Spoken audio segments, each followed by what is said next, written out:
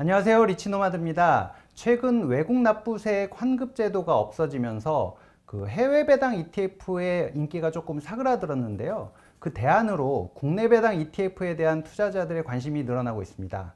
오늘은 이런 배당 트렌드의 조금 변화에 따라서 국내 배당 ETF에 대한 얘기를 한번 나눠보도록 하겠습니다.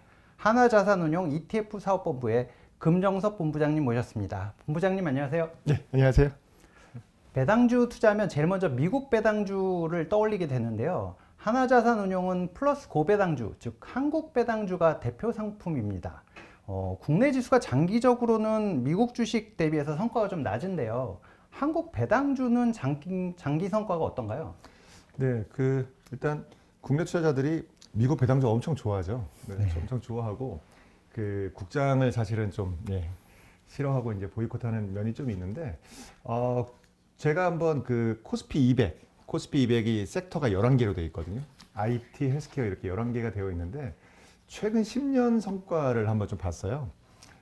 지금 보시면은 코스피 200이 이게 이제 배당을 재투자한 수익률 포함이거든요. 그래서 200이 보시면은 최근 10년 64%이고 이 200을 기준으로 성과가 좋았던 게 뭐 당연히 IT 섹터, 우리나라 대표하는 뭐 삼성전자, 네. 하이닉스 이런 기업들이 들어있는 대표 성장 기업이 들어있는 IT 섹터가 제일 높았고요. 그 다음에 헬스케어, 의외로 좀 금융이 높더라고요. 예, 좀 저희가 배당주 안에는 금융주들이 좀 많이 들어있는데 이 금융주는 사실은 성장성이 좀 낮고 뭐 배당은 좀 많이 주지만 성장성은 낮다 뭐 이렇게 좀 생각하고 있는데 최근 많이 오른 조선주들이 들어있는 중공업도 한 77% 정도 되는 것 같습니다. 근데 아까 리치노마드님이 말씀 주신 것처럼 야 배당주는 성과 이렇게 안 좋은 거 아니냐, 투자해도 배당은 좀 높은 건 알겠는데 그러면 저기 섹터 중에 어디를 들어가는지 봐야 되거든요.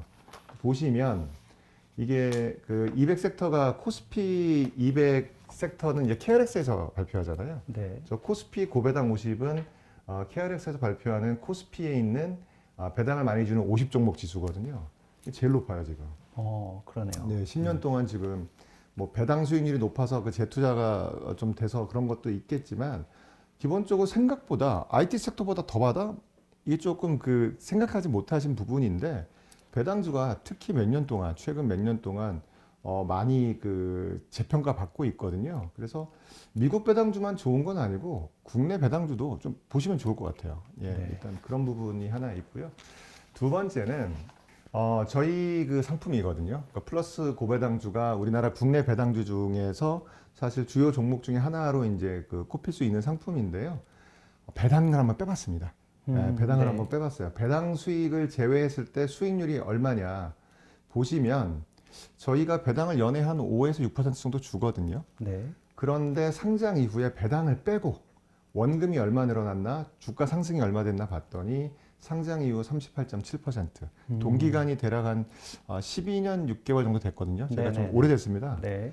그리고 코스피 지수는 그 동기간에 한 31.5%니까 배당을 연에 뭐 5%, 6% 이렇게 받고도 그 수익을 빼고도 생활비로 쓰셔도 되는 거고요. 빼고도 원금이 저 정도 올랐으면 글쎄요, 슈드만 뭐 대하니까, 미국 배당주가 대하니까 그런 생각도 들고요. 생각과 달리 한번 이렇게 들여다 보실 만하다. 예, 좀 오해다. 좀 이런 생각들도 좀 있고요. 그리고 배당금이 중요하잖아요. 저희가 이제 특히 이제 은퇴자 같은 분들이 사실 배당주 많이 사시는데 꼬박꼬박 배당을 받기 위해서 플러스 고배당주는 저희가 이제 월배당으로 작년에 바꿨거든요. 네. 이 동기간에 750원 정도 됐습니다. 1년 기준으로. 월 63원 정도 계속 드렸는데 이게 13년에는 260원이었거든요. 한 주당. 근데 이게 작년에 월배당 전환을 5월에 하면서 특별배당으로 500원을 드린 것도 있는데 이것까지 포함하면은 13년부터 저희 24년까지 대략 한 15% 정도를 연평균 성장했다. 네. 이렇게 좀 볼 수 있고요. 특별배당을 한번 빼도 그래도 연 10% 정도 수준으로 매년 성장을 하니까 뭐 중간중간에 좀 더 주는 때도 있고 좀 그렇긴 하지만 평균적으로 그러니까 자산도 좀 늘어나는 것 같고 그리고 배당도 뭐 이 정도 5% 초반 정도 받을 수 있는 것 같고 그래서 뭐 만족스러우신가요? 훌륭한데요? 네, 그러신가요? 앞으로 이어질지는 잘 모르겠지만 그래서 너무 미국 배당주만 그러니까 유일한 투자 대안이다 이러기보다는 국내 배당주도 함께 좀 보시면서 네. 하는 게 좋을 것 같습니다. 월 분배를 5, 6% 정도 지급을 하고도 원금이 40% 가까이 올랐다고 하니까 사실 이렇게 좀 안정적이면서 성장을 하면서 또 현금 흐름까지 챙겨가기를 원하는 이 은퇴자분들한테는 굉장히 좋은 상품인 것 같습니다. 그래도 이 미국 배당주 대비해서 주가 상승률은 조금 떨어져 보이는데 앞으로의 전망은 어떻습니까? 네, 뭐 지적해 주신 대로 그 미국 배당주는 특징이 그 전체 그 주가 상승분하고 그 다음에 배당 이 합친 거에서 사실 주가 상승 비중이 더 높아요. 네. 네, 주가 상승 비중이 높은데 제가 데이터를 보니까 플러스 고배당주는 전체 수익에서 배당이 차지하는 비중이 한 70% 가까이 되더라고요. 장기로 봤을 때. 네. 네, 그러다 보니까 지금 말씀 주신 것처럼 야, 주가가 너무 좀 배당 비중이 크고 많이 안 오르는데 앞으로도 좀 그런 거 아니냐. 왜냐면 국장이 사실 그렇게 미국장보다 많이 오르진 못했으니까. 그래서 뭐 제가 알겠습니까? 이게 앞으로 더 좋아질지는 알 수는 없는데 이 부분은 말씀드릴 수 있을 것 같아요. 한국 증시가 지금처럼 흔히 말하는 그 코리아 디스카운트가 해소가 돼야 되는 부분이거든요. 특히 배당주는 더더욱 그렇습니다.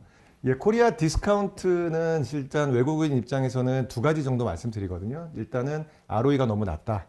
일단 기업이 갖고 있는 자본 대비 벌어들이는 이익이 너무 작으니까 지금 신흥국 평균이 11.7, 그 다음에 선진국이 14.1인데 한국은 7이니까 사실 네. 선진국 대비해서 반 정도밖에 안 되거든요. 그래서 앞으로 한국 증시가 그 디스카운트를 해소시키고 레벨업이 되려면 이 부분이 개선이 필요합니다. 그러니까 ROE가 개선이 될 건지에 대해서 좀 체크를 해보고 그런데 이 저 7.3배는 고배당주가 저렇지는 않아요. 네, 7.3. 왜냐하면은 한국은 그 코스피 기업들 중에서 제조업 비중이 높은데 이 제조업들은 자본을 굉장히 많이 가지고 있기 때문에 실제로 ROE가 좀 낮은 성향도 있기 때문에 좀 그건 분리하셔야 될 것 같고요. 두 번째는 주주 환원율이 너무 낮습니다. 이 개선이 좀 필요하고요. 24년 기준으로 한국이 그 배당 성향이, 그러니까 벌어들인 돈에서 얼마를 배당하느냐는 배당 성향이 29.5 정도니까 선진국 대비해서도 굉장히 낮거든요. 그래서 이 두 가지 포인트가 개선이 된다면 한국 증시가 저평가 탈출이 되지 않을까 생각하고요. 이 부분에 대한 것들을 좀 주목해야 될 것 같습니다. 그런데 이제 그 두 가지 요인을 말씀드렸는데 최근에 2020년부터 보면은 주요 고배당 기업인 그 지금 장표에 보시는 KB나 SK텔레콤이나 기아 이런 기업들이 PBR들이 지금 전부 이렇게 올라가고 있거든요. 의미 있게 과거와 달리 좀 올라가고 있는데 이게 20년 이후부터는 제가 볼 때는 국내 배당주들이 앞서 말씀드렸던 그 저평가 요인들이 어느 정도 해소가 되고 있다. 저는 좀 그렇게 보고 있거든요. 네. 한국 배당주가 2020년 말 이후에 상승 모멘텀이 생기게 된 주요 이유가 뭘까요? 총 한 세 가지 정도의 큰 제도 변화가 있었거든요. 그 20년 말에 일단 상법 개정이 된 게 저는 좀 큰 의미가 있었다고 봅니다. 뭐 잘 아시겠지만 20년 상법 개정은 소액주주의 권리 강화의 관점에서 제도 변경이 있었는데 첫 번째는 감사위원 분리선출 제도가 있고요. 그 이사 선출할 때 감사위원은 분리해서 선출을 해야 되는데 1인 이상, 뭐 최근에 상법 개정 나오면서 2인까지 얘기가 나오는데 20년에 1인 이상 감사위원 분리 선출을 할 때 대지주의 지분율은 지분이 아무리 많더라도 3%로 이렇게 제한을 뒀거든요. 네. 그래서 그 주주들의 소액 주주들의 의견이 많이 감안될 수 있게 됐고 전자투표제 주총 안 가더라도 전자투표제로 지금 표를 낼 수가 있고요. 집중투표제도 좀 도입이 됐고요.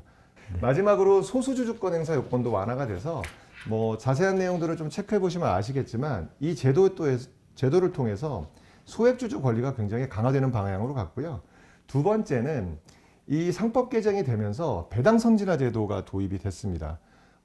지금 변경 전에는 저희가 연말에 그 배당을 주는 기업들 같은 경우에는 그때 그 주식을 샀어야 되거든요. 주식을 사고 3월에 주주총회를 한 다음에 4월에 배당금을 받았는데 이렇게 되면은 사실은 주식을 먼저 사고 배당금으로 확인할 수 있었는데 변경된 거는 먼저 주주총회에서 배당금을 확정 짓고 나서 저희가 그 배당금이 얼마인지 보고 살 수 있으니까 이런 배당 성진화 제도도 사실은 많은 영향을 좀 끼쳤다고 볼 수 있고요.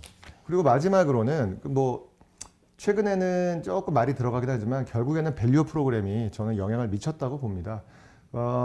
밸류 프로그램은 그 일본 정부가 도입한 밸류 프로그램을 저희가 좀 벤치마킹 한 건데 일본 정부 밸류 프로그램 보시면은 23년 1월 달에 발표가 되고요. 실제로 니케이 지수가 굉장히 좀 많이 올랐고요. 취지는 똑같습니다. ROE가 굉장히 낮은 혹은 PBR이 낮은 기업들을 주주가치 상승을 하기 위해 이행 계획을 발표를 하고 그걸 평가하겠다는 거거든요. 그리고 PBR 1배 이상은 다 넘기라는 그런 주문이기 때문에 기업들이 좀 화답을 하고 있고요. 그래서 이 세 가지 정도가 소액주주 그리고 주주 중심의 제도들로 그렇게 되어 있는 거고 기업들이 좀 화답한 면이 있어서 앞서 말씀드린 것처럼 2020년 말 이후는 고배당주들이 성과가 좀 많이 개선됐다 이렇게 볼 수 있습니다. 네. 앞서서 이제 밸류업 정책 덕분에 이제 일본 증시가 좀 화랑이 됐다고 하셨는데 이제 국내 기업들도 지금 많이 참여를 하고 있잖아요. 주요 배당 기업들이 적극적으로 나서고 있다고 하셨는데 주요 기업들의 사례를 좀 말씀해 주시면 좋을 것 같습니다. 네. 그 사이트가 있거든요. 그 국내도 그 보면은 kind.krx.co.kr이라 그래서 거래소에서 이런 부분들을 좀 유도하고 있고 기업들이 자율 공시를 통해 가지고 앞으로 밸류업을 어떻게 하겠다 이렇게 전부 다 자료들을 올려놨습니다. 지금 거기 있는 그 자료들을 좀 보시면 되는데 일단 대표적인 그 고배당주죠. 하나금융지주 2024년 10월에 밸류업 프로그램을 올렸는데 앞서 말씀드렸던 그 ROE를 어떻게 올릴 거냐 10% 이상 유지하겠다 이렇게 발표했고 주주 환원율은 27년까지 50% 그러니까 번 돈에서 배당을 주는 배당 성향하고 자사주를 매입하고 소각하는 이 두 개의 합의 주주 환원율인데 이거는 뭐 27년까지 50%라고 하니까 그리고 그 연도를 확정했잖아요. 그리고 그 프로세스를 지금 그 연도 확정하고 어떻게 단계적으로 가겠다라는 걸 명시적으로 보였기 때문에 굉장히 긍정적으로 보고요. 두 번째는 또 하나의 고배당 기업입니다. KTNG 24년 11월인데요. 여기는 ROE 타겟이 15%입니다. 근데 주요 그 아젠다는 자산을 효율화하겠다는 거에 방점이 찍혀 있거든요. 그 비영업용 부동산이라든지 그 다음에 금융자산들을 좀 팔아서 실제로 27년까지 한 1조 원 정도를 현금 배당을 하거나 자사주 소각을 하겠다 그래서 지금 3.7조 원, 3.7조 원 정도를 중장기 주주 환원 계획을 발표를 했고요. 실제로 총주주 환원율이 거의 100% 육박하거든요. 그래서 주요 배당 기업 중에 하나가 될 거고요. 그리고 또 주요 고배당 기업 중에서 기아가 있거든요. 그러니까 24년 11월에 밸류 프로그램을 발표를 했는데 기아는 뭐 자산 효율화, 뭐 KTNG나 뭐 이런 거랑 좀 다르고요. 사실은 ROE 목표는 15% 플러스로 일단 제시를 했고 배당 성향은 25% 플러스 그리고 자기 주식 매입도 10% 하겠다고 해서 배당도 적극적으로 타겟팅하고 있고 자기 주식도 매입도 하고 있기 때문에 사실 전년도 같은 경우에도 사실은 5천억 정도 소각했거든요. 그래서 이 부분까지 감안하면은 기아도 고배당주로서 좀 주목해 보시면 좋을 것 같습니다. 네, 말씀해 주신 것처럼 지금 국내에도 이렇게 배당이 좀 증가될 수 있는 이런 배당 성향들이 늘어나는 기업들이 있는데 하나자산운용에서 운용하고 있는 이런 상품들도 굉장히 배당에 최적화되어 있는 상품들이 많잖아요. 그 상품들에 대해서 조금 소개를 해 주시죠. 네, 저희 상품은 크게 두 가지 부류인데요. 하나는 뭐 제일 많이 아시는 게 플러스 고배당주고요. 이 상품은 종목을 고를 때 단순 고배당 종목을 고르는 게 아니고요. 예상 배당률이 높은 종목을 30종목을 고릅니다. 그래서 예상 배당률이 높다라는 거는 앞으로 저희가 기업들 중에서 배당이 높다라는 거는 현금 창출력이 높은 거고 기업 실적이 좋은 거니까 앞을 바라보고 배당 수익률이 높은 종목을 고른다. 이게 좀 특징이 될 것 같고요. 과거 배당률 기준으로 대략 한 5에서 6% 정도 드렸고 월배당입니다. 네. 월배당으로 드리고 있고요.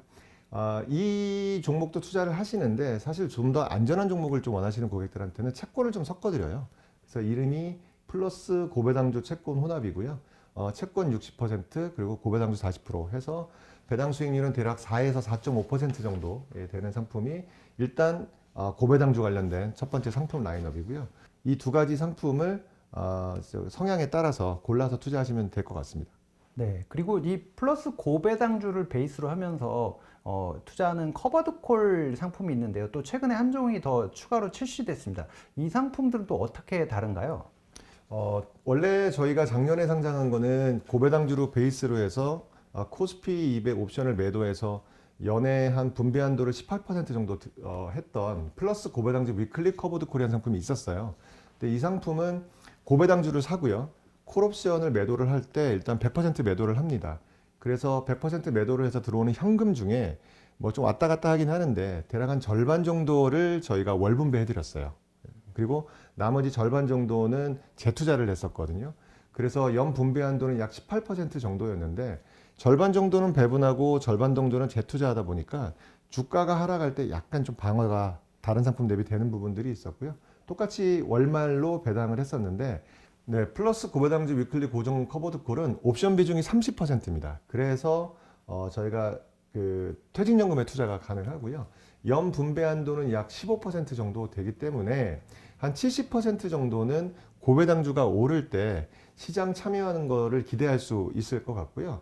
이 상품은 월중 배당입니다. 그래서 이 두 가지 상품을 보시면서 하나는 월말, 하나는 월중, 하나는 월말 요거 좀 분리해서 하실 수 있고 옵션 비중이 좀 낮다. 분배율이 좀 높고 낮는 게 있으니까 좀 보시고 유형에 맞게 좀 투자를 해주시면 좋을 것 같습니다. 지금 최근에 그 국내 그 고배당 커버드 콜 같은 경우에는 이제 옵션 프리미엄에 대해서 비과세되기 때문에 이 부분이 이 소위 말해 강남 부자분들이 많이 산다는 소문이 돌던데요. 혹시 이 상품도 그런 부분이 해당이 되는가요? 네, 맞습니다. 저희가 매도를 하는 게 국내 주식을 고배당주로 사고 코스피 200 옵션을 매도하거든요. 이 코스피 200 옵션을 매도를 하게 되면은 그 부분은 비과세 처리가 되기 때문에 앞서 말씀드렸던 고정 커버드 콜 기준으로 연 분배 한도가 15% 정도라고 한다면 배당주에서 나오는 그 부분을 제외하고 대부분이 한 3분의 2 정도는 그 옵션 옵션 매도에서 나오는 현금 프리미엄이기 때문에 대략 3분의 2 정도는 비과세 처리를 받을 수 있다. 뭐 정확하진 않지만 그렇게 네. 좀 이해해 주시면 좋을 것 같습니다. 오늘 정말 유익하고 흥미로운 이야기를 많이 들을 수 있었습니다. 국내 배당주 투자에 대한 이해가 좀 더 깊어졌을 뿐만 아니라 안정적인 인컴 수익과 또 절세 전략까지 추가해서 들을 수 있었는데요. 투자자분들께도 큰 도움이 되셨길 바랍니다. 보다 자세한 내용은 제가 영상 하단에다가 링크 남겨놓을 테니까 한번 살펴보시고요. 본부장님 오늘 좋은 말씀 감사합니다. 네, 감사합니다.